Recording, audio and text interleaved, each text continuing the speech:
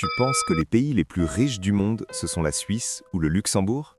Tu penses avoir déjà vu le sommet du luxe, le maximum qu'un pays peut offrir à ses habitants? Alors prépare-toi, parce que ce que tu vas découvrir va complètement changer ta perception. Il existe un pays où les habitants ne paient aucun impôt sur le revenu. Un pays où même si tu ne travailles pas, tu peux être soigné gratuitement toute ta vie. Un pays où tu peux vivre dans un appartement subventionné pendant des décennies sans jamais être expulsé. Un pays où les riches du monde entier viennent cacher leur fortune pendant que les habitants vivent dans une sécurité totale. Et ce pays, ce n'est pas un mythe, c'est Monaco. Un territoire si petit que tu pourrais le traverser à pied en moins d'une heure.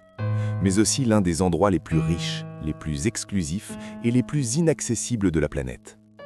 Ici, la richesse n'est pas seulement visible, elle est partout. Dans les rues, dans les ports, dans les bâtiments, mais surtout dans les règles du jeu. Parce que Monaco ne fonctionne pas comme les autres pays. Ici, tout est pensé pour une seule chose, attirer l'argent et protéger ceux qui sont déjà à l'intérieur. Dès que tu arrives, le décor est posé. Des yachts gigantesques alignés dans le port. Des voitures de luxe garées comme si c'était des voitures ordinaires. Des immeubles ultramodernes collés à la mer avec des vues qui coûtent des millions.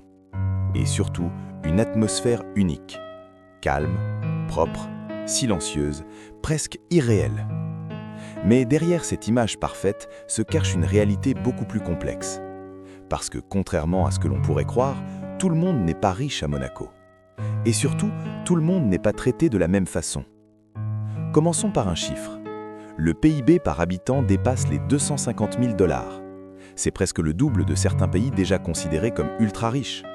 Et pourtant, ce chiffre ne raconte pas toute l'histoire.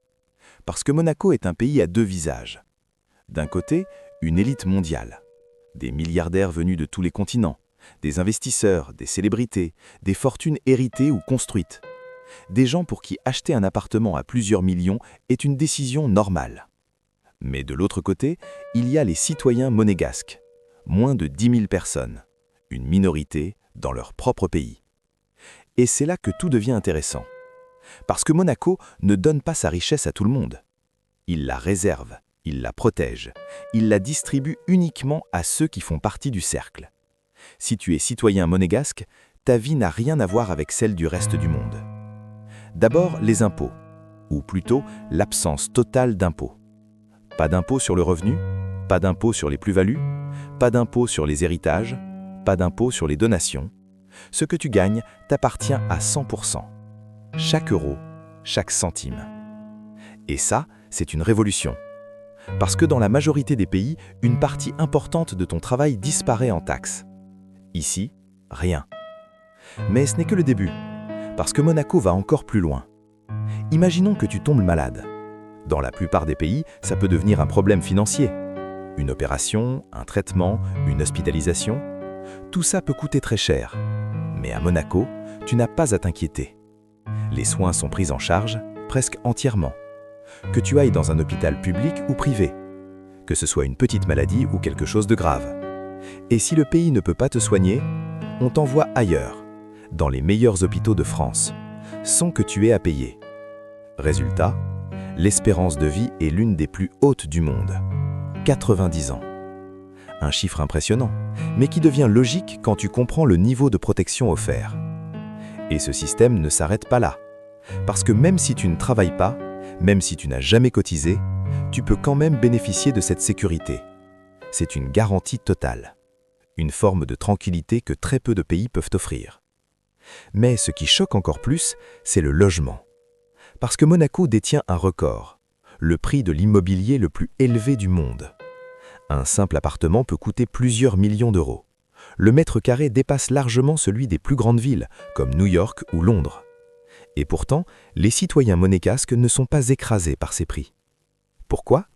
Parce que l'État intervient directement. Il construit des logements réservés aux citoyens, avec des loyers très bas, parfois quelques centaines d'euros, alors que la valeur réelle est des dizaines de fois plus élevée.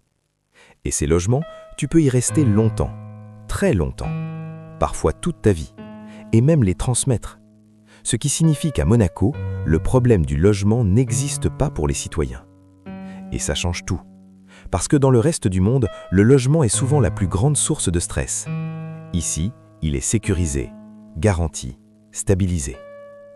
Ajoute à ça une éducation de qualité, des infrastructures modernes, un environnement sécurisé. Et tu obtiens un modèle presque parfait. Mais attention, parce que ce système a une limite. Il ne fonctionne que pour une petite partie de la population. Et c'est là que Monaco devient fascinant. Parce que pendant que les citoyens monégasques vivent dans une sécurité totale, les étrangers, eux, vivent une réalité complètement différente. Mais ça, on va le découvrir juste après. Tu viens de découvrir un pays où les impôts n'existent quasiment pas, où l'État paie ton logement, ta santé et garantit ta retraite. Mais maintenant, on va aller encore plus loin. Parce que ce que tu ne vois pas, c'est que ce système parfait cache en réalité une séparation invisible. Une frontière que presque personne ne peut franchir. À Monaco, il existe deux réalités totalement différentes. D'un côté, les citoyens monégasques, de l'autre, le reste du monde. Et cette différence, elle change absolument tout.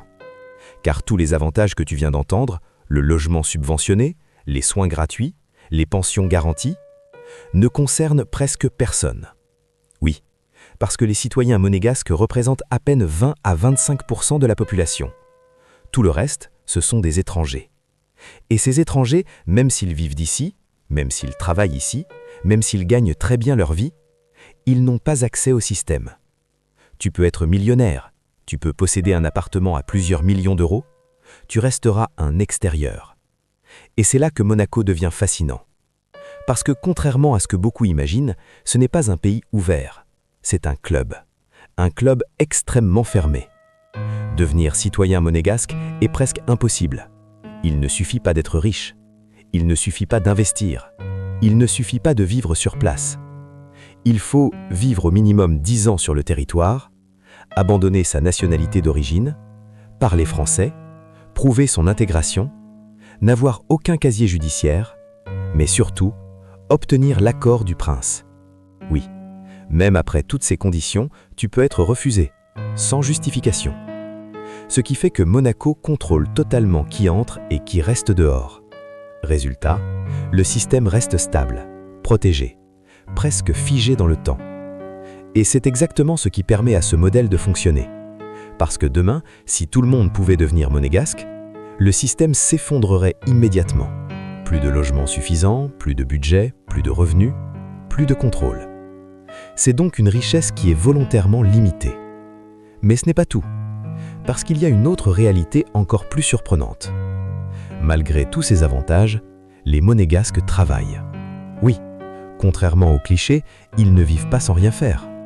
La majorité a un emploi, dans l'administration, dans les services, dans des petites entreprises locales, avec des salaires normaux, entre 3 000 et 6 000 euros en moyenne. Alors pourquoi travailler si tout est déjà garanti? Parce que le système n'est pas fait pour rendre les gens riches. Il est fait pour supprimer le stress. Tu ne travailles pas pour survivre.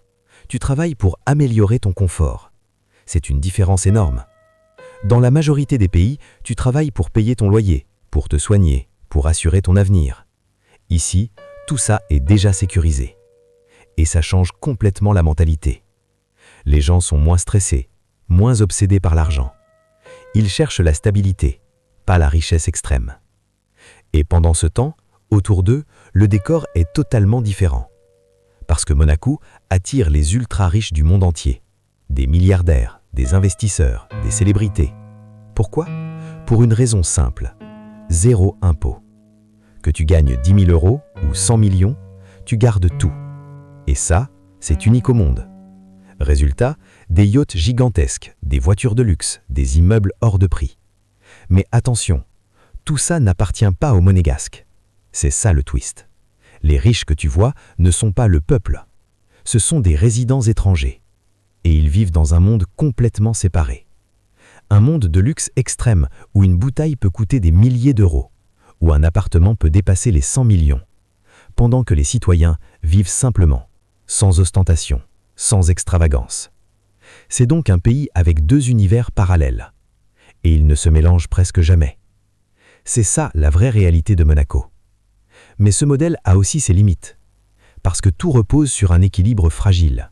Si les riches partent, le système s'effondre.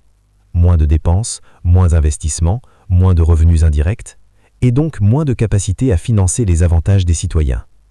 Monaco dépend donc de l'attractivité du luxe. C'est pour ça que le pays investit constamment dans les casinos, les événements, les infrastructures de haut de gamme. Comme le célèbre Grand Prix de Formule 1, qui attire chaque année les plus grandes fortunes du monde. Tout est pensé pour une chose, faire venir les riches et les faire rester. Parce que sans eux, Monaco ne peut exister tel qu'il est aujourd'hui. Et pourtant, malgré cette dépendance, le pays reste l'un des plus stables du monde. Pourquoi ? Parce qu'il a trouvé un équilibre rare, utiliser la richesse des étrangers pour protéger ses propres citoyens. Un modèle presque impossible à reproduire, car il nécessite une taille minuscule, un contrôle total, une histoire unique et une discipline extrême. C'est ce mélange qui rend Monaco totalement